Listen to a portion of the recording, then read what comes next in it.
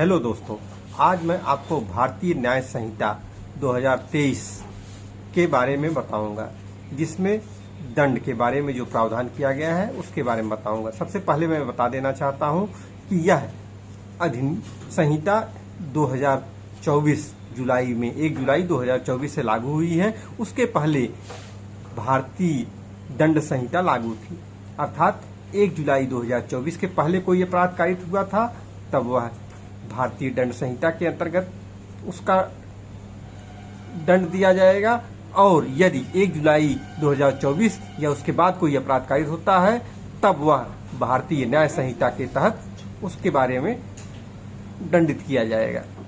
अब नए संहिता में कितने प्रकार के दंड दिए गए हैं यह मैं बताऊंगा। इसके लिए आपको अध्याय 2 के धारा 4 में देखना होगा, जहां बताया गया है कि यदि कोई व्यक्ति इस संहिता के अधीन दंडित किया जाता है तो उसको इनमें से कोई एक दंड दिया जा सकता है। तो पहला दंड जो इस संहिता के अंतर्गत बताया गया है वह है मृत्युदंड, अर्थात मृत्यु की सजा देना। भारत में मृत्यु की सजा सामान्यतः फांसी के द्वारा दी जाती है, अर्थात व्यक्ति को तब तक फांसी पर लटकाया जाता है जब तक कि उसकी मृत्यु न हो जाए। उसके बाद दूसरी सजा जो दी गई है आजीवन कारावास की सजा।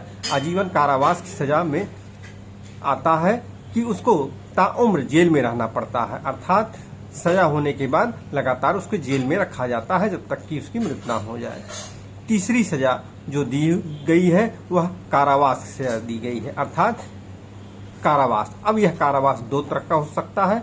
एक तो है कि साधारण कारावास, जिसमें अभियुक्त को केवल जेल में रखा जाता है, उससे कोई कार्य नहीं कराया जा सकता। दूसरा है साश्रम कारावास, अर्थात ऐसे व्यक्ति को जिसको सजा हुई है उसे कुछ काम भी करना पड़ेगा, जिसे साश्रम कारावास अर्थात मेहनत करते हुए उससे काम लेते हुए उसकी सजा रखी जाती है।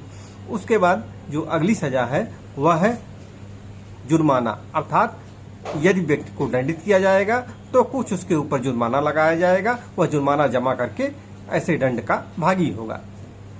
अगली सजा जो दी गई है संपत्ति का जब्त किया जाना, अर्थात संपहरण किया जाना।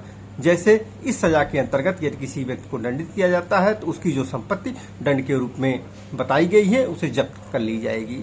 और अंतिम सजा जो इस धारा के अंतर्गत बताई गई है वह धारा है कि व्यक्ति को सामुदायिक सेवा करने के लिए कहना, अर्थात ऐसे व्यक्ति को जो सामुदायिक सेवा के लिए दंडित किया जाएगा उससे कहीं सार्वजनिक प्लेस पे कोई ऐसा कार्य कराया जाएगा जिससे समुदाय को कोई लाभ होता हो। जैसे सफाई के लिए कहा जा सकता है, पानी पिलाने के लिए कहा जा सकता है, या किसी प्रकार का कार्य दिया जा सकता है और एक समय दे दिया जाएगा, इतने समय तक यह कार्य करना है, उतने समय तक उसको यह कार्य करना पड़ेगा। धन्यवाद।